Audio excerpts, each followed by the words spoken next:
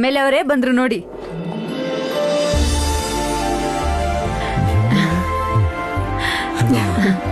ನಮ್ಮ ಮಾತಿಗೆ ರೆಸ್ಪೆಕ್ಟ್ ಕೊಟ್ಟು ಬಂದಿದ್ದಕ್ಕೆ ತುಂಬಾ ಥ್ಯಾಂಕ್ಸ್ ಅಮ್ಮ. ಅಯ್ಯೋ ಇಟ್ಸ್ ಓಕೆ.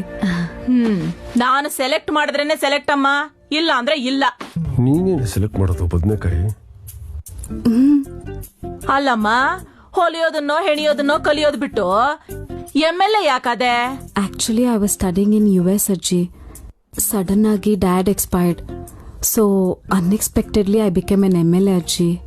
ಓಹೋ, ಅವಳು ತಮಿಳ್ ತಾಳ, ನೀನ್ ಇಂಗ್ಲಿಷ್ ಮೇಳ ಅಂದಂಗಾಯ್ತು.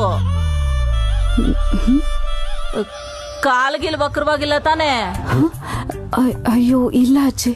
ಆ ಜುಟ್ಟು ಒರಿಜಿನಲ್ ತಾನೆ?